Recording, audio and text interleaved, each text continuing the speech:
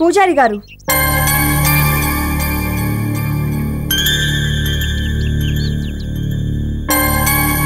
తలుపులు తెరవండి. నీకు ముందే చెప్పాను కదా, ఆలయం తలుపులు తెరవటం కుదరదని. నేనే తెరుస్తాను. ఎవరు అడ్డొస్తారో చూస్తాను.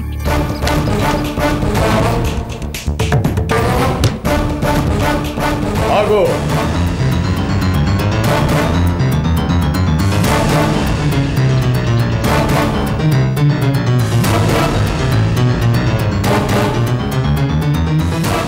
ఎవరి అనుమతితో ఆలయ ద్వారాలు తెరుస్తున్నావు?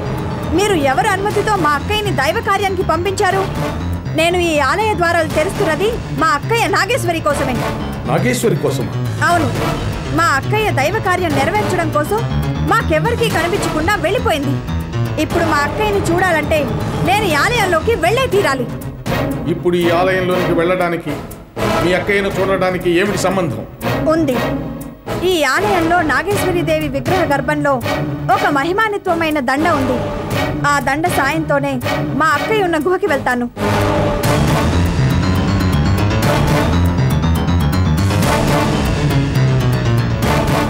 మైత్రి, నా మాటలు. ఆ తల్లి గర్భం నుండి దండను బయటకు తీయటం వల్ల ప్రయోజనం కంటే జరిగే అనర్థమే పెద్దది. నాకు వాటితో ప్రమేయం లేదు. నేను మా అక్కయ్యని చూడాలి.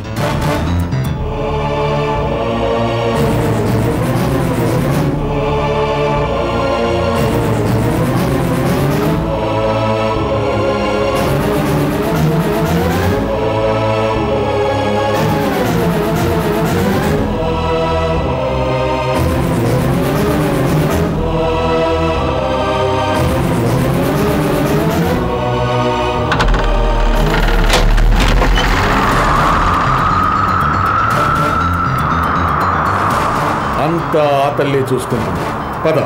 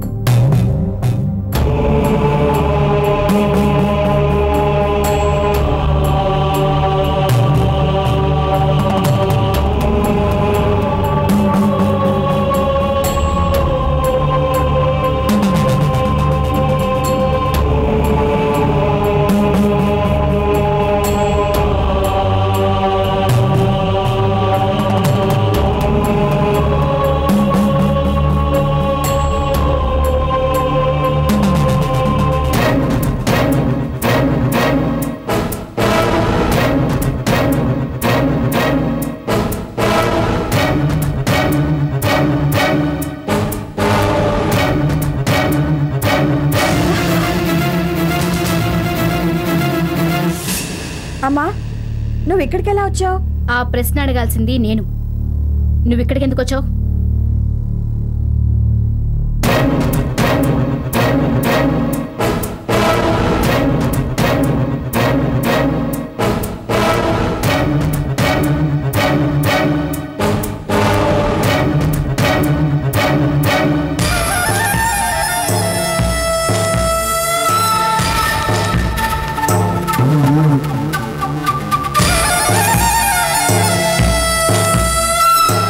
ఈ దండేంటి? ఈ దండ నాగేశ్వరీదేవి గర్భంలో ఉంది. ఈ దండ సాయంతో అక్కయ్య ఉన్న చోటుకు వెళ్ళి అక్కయ్యని చూడొచ్చు.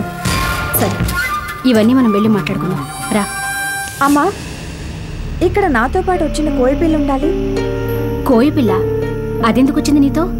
నన్ను ఇక్కడికి తీసుకొచ్చింది ఆ అమ్మాయి. నువ్వు ఇలా చెప్పా పెట్టకుండా వస్తే మేమేమనుకోవాలి?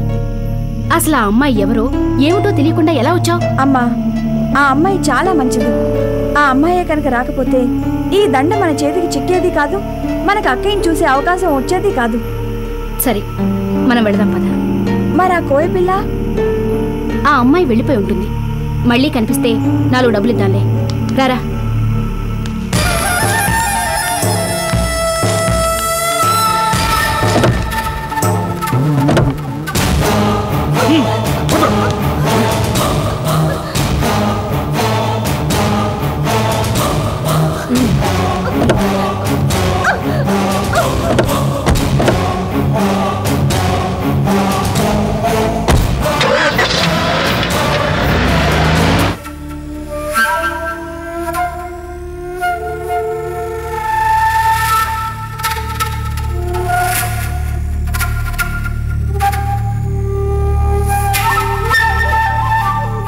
చూసావా, నిన్ను కొడితే రక్తం బయటకొచ్చింది, కానీ ఈ దండ ఎక్కడుందనే నిజం బయటికి రాలేదు. కానీ ఇప్పుడది మా ప్రమేయం లేకుండానే మా చేతికి చిక్కింది. నిన్ను ఈ దేవకి కూతురు ఇక్కడి నుండి తీసుకెళ్తుంటే మాకు చేతకాక వదిలేలేదు. మా చేతలేమిటో చూపించడానికే వదిలాం. నేననుకున్న లెక్క కరెక్టే అయ్యింది. సరిగ్గా నువ్వు మా వలలోనే చిక్కుకున్నావు. నేననుకున్నది సాధించి తీరతాను. నన్నెవ్వరూ ఆపలేరు. పొరపాటు. నిన్ను ఆపే శక్తి ఒకటుంది, నాగేశ్వరి. ఆ నాగేశ్వరీదేవి ఆగ్రహంతో కళ్ళు తెరిస్తే నీ బూడిద కూడా ఈ భూమి మీద మిగలదు. ఈ దండ మా చేతికొచ్చిన తర్వాత కూడా నా శక్తి ఏంటో నీకు తెలియడం లేదా? అలా అనుకోవడం నీ పిచ్చితనం. దండ నీ చేతికొచ్చిందని సంబరపడుతున్నావు. ఆ దండ నిన్ను దండించడానికే వచ్చిందని నేననుకుంటున్నాను.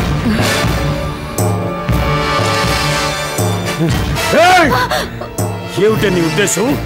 ఈ దండ వల్ల మేము నాశనం అయిపోతామనేగా? అది నేను సూటిగా చెప్పలేదు, కానీ నువ్వు సరిగ్గా అర్థం చేసుకున్నావు. నువ్వు కేవలం ఎందుకు పనికిరాని ఓ కోయి పిల్లవి. ఏం చూసుకున్నా నీకింత పొగరు? నేనెందుకు పనికిరాని దాన్నైతే నన్నెందుకు ఇక్కడ బంధిస్తారు? వైదేహి, నీ లెక్కెప్పుడూ తప్పు కాదని కదా అన్నావు. ఒక్క విషయం గుర్తుంచుకో, ఇప్పుడు దండ నీ చేతికి వచ్చేంత వరకు జరిగిన కథ మాత్రమే నీకు తెలుసు. కానీ ఆ తరువాత జరగబోయే కథ ఆ పైవాడికి తెలుసు. అది ముందుగానే నీ నుదుటి మీద రాసించాడు. దాన్ని ఎవ్వరూ మార్చలేరు. ఆ భగవంతుడు కూడా నీకు మళ్ళీ లెక్కలు రాస్తూనే ఉంటాడు. నీ పాపాల లెక్క పెరిగిపోయిన రోజున అన్ని లెక్కలు తేల్చేస్తాడు. నార్మై! ఇప్పుడు నువ్వు నన్ను ఎంత కొట్టినా ఏడుపు రాదు. నీ కసి తీరా కొట్టుకో. దేవకి, ఒక్క నిమిషం. నువ్వెన్ని తప్పులు చేసినా ఆ దైవం ఇంకా ఎందుకు నిన్ను వదిలిపెడుతుందో తెలుసా? స్వార్థంతోనో పగతోనో నాగేశ్వరిని పెంచిన పుణ్యానికి నీ లెక్కలు కూడా ఆ దేవుడు రాస్తూనే ఉన్నాడు.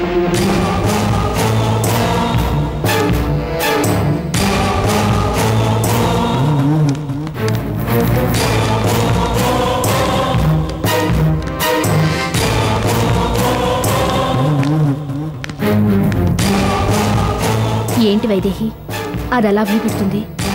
నువ్వేం భయపడకు. నిర్భయంగా ఈరోజు రాత్రికి గుహకి బయలుదేరు. నాగేశ్వరి 4 తామరపత్రాలు చేతికి తీసుకునే సమయానికి నువ్వు తన పక్కనుండాలి. గుర్తుంచుకో. అలాగే, వస్తాను.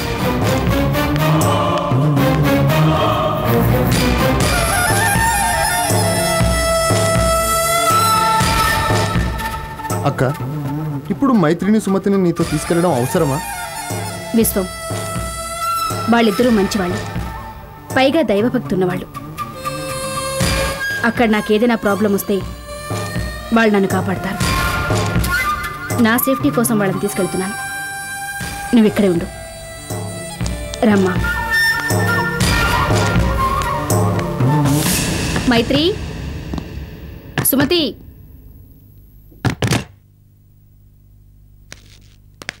పదండి వెళ్దాం.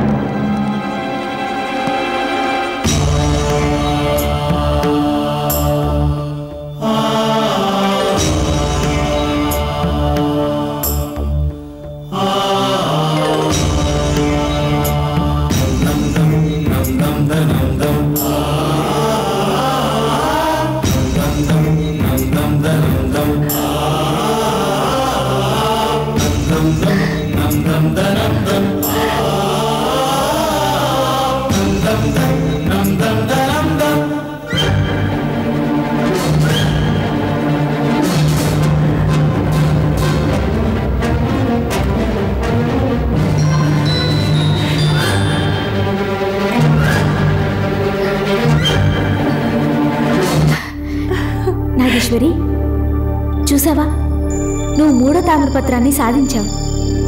ఇక నువ్వు ఒక్క తామరపత్రాన్ని సాధిస్తే ఆ దైవ కార్యం నెరవేరుతుంది.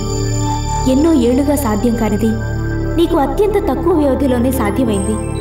నిజంగా నువ్వు చాలా అదృష్టవంతురాలివి నాగేశ్వరి. పద,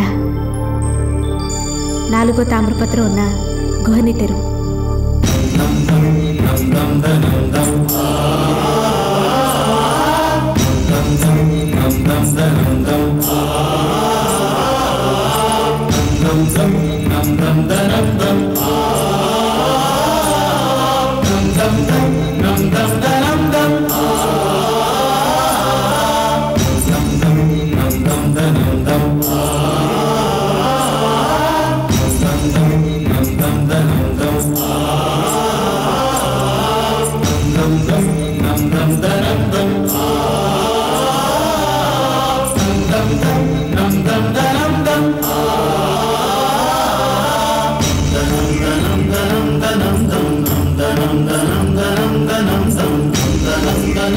నాగేశ్వరి, నీ ఆశయ సాధనలో ఇది చివరి ఘట్టం.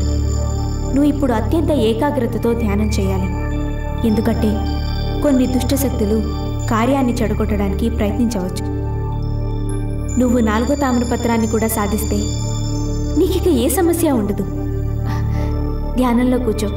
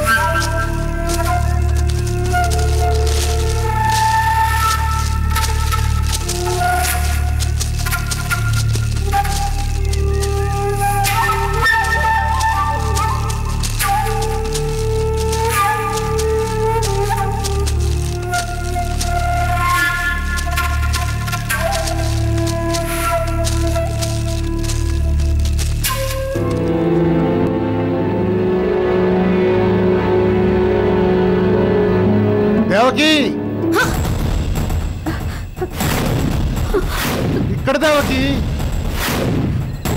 అమ్మ మైత్రి, ఇక్కడ దేవకి.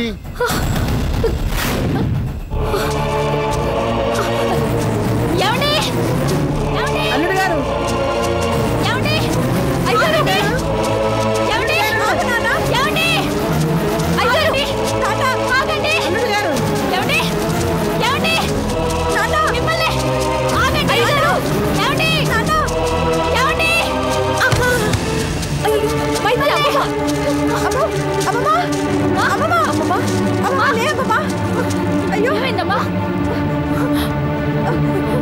అమ్మా, అమ్మా, అమ్మమ్మ, అమ్మా, అమ్మా.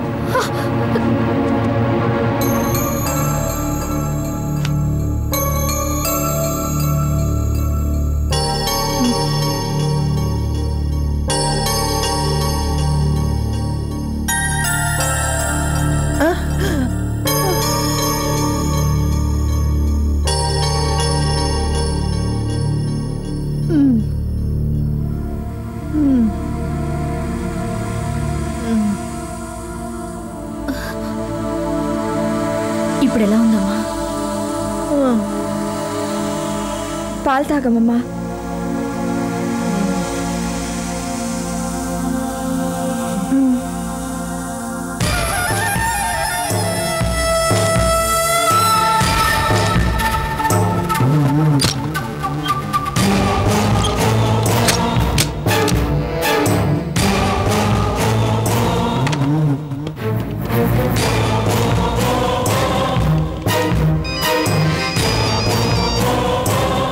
హలో, నేను దేవకిని మాట్లాడుతున్నాను. ఏమిటి పని అయిందా? వైదేహి ఫోన్.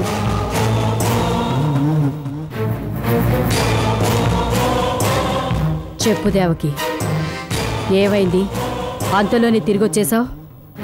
సారీ వైదేహి, నేను గుహలోకి వెళ్ళలేకపోయాను. ఎందుకని? నేను గుహను చూసే సమయానికి మా ఆయన నన్ను పిలిచారు. మీ ఆయన పిలిచాడా? ఏంటి నువ్వనేది? అవును, మేము ఆయన గొంతు విని తిరిగి చూస్తే ఆయన వెళ్ళిపోయారు. ఆయన వెతుక్కుంటూ అందరం వెళుతుంటే మా అమ్మ కింద పడి స్పృహ కోల్పోయింది. ఆవిడని తీసుకుని హోటల్కి వచ్చేసాను. బంగారం లాంటి అవకాశాన్ని చేజేతులారా నాశనం చేసుకున్నావు దేవకి. ఇదంతా మిమ్మల్ని తప్పుదారి పట్టించడానికి ఆ దైవం పన్నిన కుట్ర. ఒక్క నిమిషం స్థిమితంగా ఆలోచించుంటే నీకు విషయం అర్థమయ్యేది. వైదేహి, నువ్వు ఆ కోయపుల దగ్గర నుంచి మా ఆయన ఎక్కడున్నారనే నిజం ఎలాగైనా రావట్టు. అలాగే అన్నట్టు మరో విషయం, రేపు గుహకి మనం బయలుదేరదాం. నీ కూతురు సుమతి ఇక్కడుండటం మంచిది కాదు. ఏదో ఒక అబద్ధం చెప్పి వాళ్ళని మీ ఇంటికి పంపే. అలాగే ఉంటాను.